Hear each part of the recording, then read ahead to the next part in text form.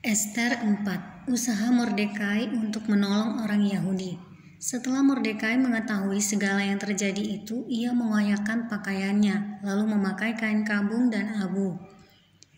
Kemudian keluar berjalan di tengah-tengah kota sambil melolong-lolong dengan nyaring dan pedih. Dengan demikian datanglah ia sampai ke depan pintu gerbang istana raja. Karena seorang pun tidak boleh masuk pintu gerbang istana raja dengan berpakaian kain kabung. Di tiap-tiap daerah kemana titah dan undang-undang raja telah sampai, ada perkabungan yang besar di antara orang Yahudi, disertai puasa dan ratap tangis. Oleh banyak orang dibentangkan kain kabung dengan abu sebagai lapik tidurnya. Ketika dayang-dayang dan sida-sida Ester memberitahukan hal itu kepadanya, maka sangatlah risau hati sang ratu. Lalu dikirimkannyalah pakaian supaya dipakaikan kepada Mordekai dan supaya ditanggalkan kain kabungnya daripadanya, tetapi tidak diterimanya.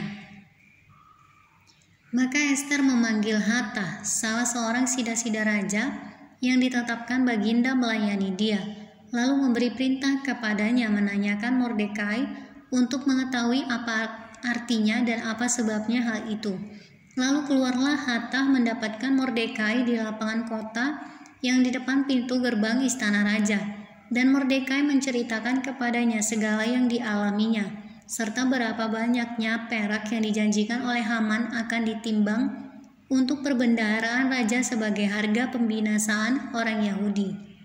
Juga salinan surat undang-undang yang dikeluarkan di Susan untuk memunahkan mereka itu diserahkannya kepada Hatah supaya diperlihatkan dan diberitahukan kepada Ester.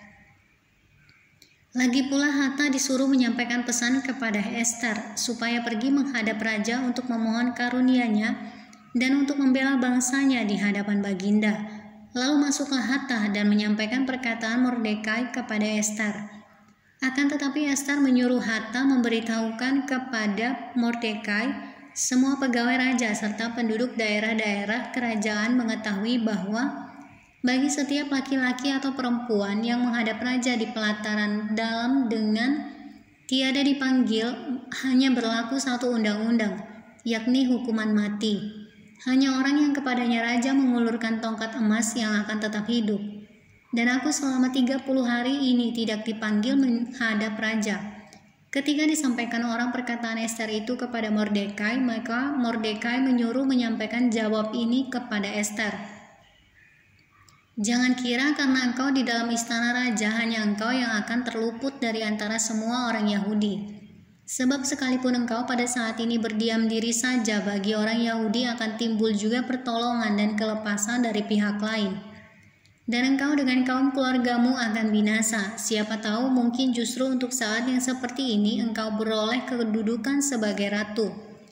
Maka Ester menyuruh menyampaikan jawab ini kepada Mordekai. Pergilah, kumpulkanlah semua orang Yahudi yang terdapat di Susan, dan berpuasalah untuk aku. Janganlah makan dan janganlah minum 3 hari lamanya. Baik waktu malam, baik waktu siang, aku serta dayang-dayangku pun akan berpuasa demikian.